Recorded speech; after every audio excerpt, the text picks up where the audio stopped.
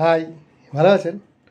আচ্ছা, বাঙালি জাতির পরিচিতি গোটা ভারতবর্ষে তথা বিদেশেও যে বাঙালি মানে শিক্ষিত, ভদ্র, নম্র।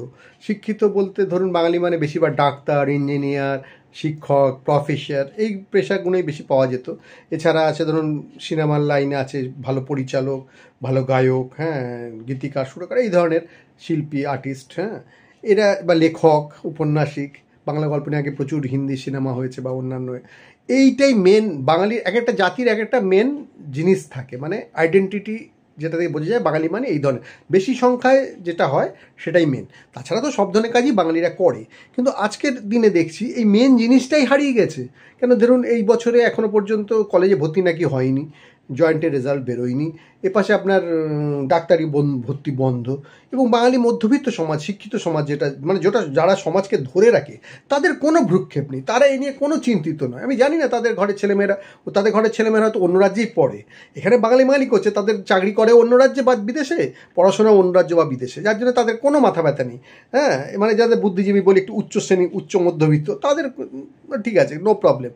কিন্তু একটা আস্তে আস্তে কনভার্ট হয়ে যায়, মধ্যবিত্ত বাঙালি শ্রেণীটা হারিয়ে যাচ্ছে কিন্তু এই পশ্চিমবঙ্গ থেকে। কেউ কেউ বাইরে চলে যাচ্ছে, বাইরে গিয়ে পড়াশোনা করছে, বাইরে গিয়ে চাকরি করছে, মানে ম্যাক্সিমামই তাই হচ্ছে।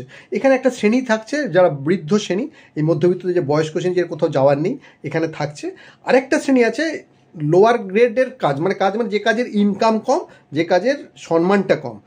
যে কোনো কাজেরই সম্মান মানে ভালো হওয়া উচিত, কিন্তু আমাদের দেশে যে পরিকাঠামো, যেমন ধরুন প্লাম্বার কাজ, ইলেকট্রিশিয়ান বা তোমার রাজমিস্ত্রি, এরা তো সেরকম সম্মান আমরা দিই না, সেটা অনুচিত, আমি সেটাকে সাপোর্ট করছি না, কিন্তু তাদের ইনকামও যেহেতু কম, ডাক্তার, প্রফেসর, ইঞ্জিনিয়ার, এবং তাদের সম্মানও কম, সেই ধরনের সংখ্যা কিন্তু বাঙালি ক্রমশ আসতে, মানে একটা মধ্যবিত্ত জাতি একটা ক্রমশ, আমি যদি নিম্নবিত্ত ধরি বা নিম্ন আয়ের ইনকাম যদি ধরি, একটা মধ্যবিত্ত শ্রেণী ক্রমশ নিম্ন আয়ের শ্রেণীতে পরিগণিত হয়ে যাচ্ছে।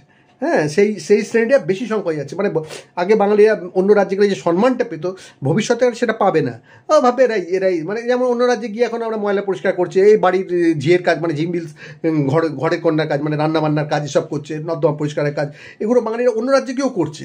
তার মানে একটা পরিচিতি হয়ে যাচ্ছে বাঙালিদের, খুব ডেঞ্জার, মানে খুব বিপজ্জনক। এরপরে বাঙালিরা বাইরে, আমি এবার মহারাষ্ট্রের ঔরঙ্গাবাদে গেছিলাম, আমরা একটা ডাক্তার, কী সম্মান, বাঙালি বাবা, আপনাকে তো ঘর দিতেই হবে, মানে এতটাই সম্মান বাঙালি জাতি হিসাবে পেয়েছি।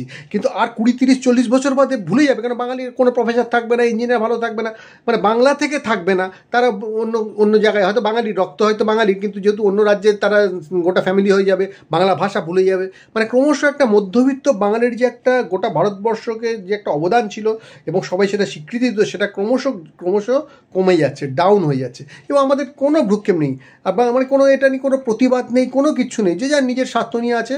হ্যাঁ, এবার এটা আমার মত, আমি জানি না আপনারা আমার সাথে একমত হবেন কি না।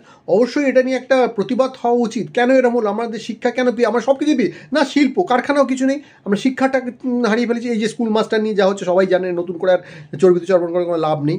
ক্রমশ মানে আমরা যে কোথায় যাচ্ছি, কোন অতল গহ্বরে ঢুকে যাচ্ছি। আপনারা যদি একমত হন জানাবেন, না হলেও জানাবেন। ধন্যবাদ।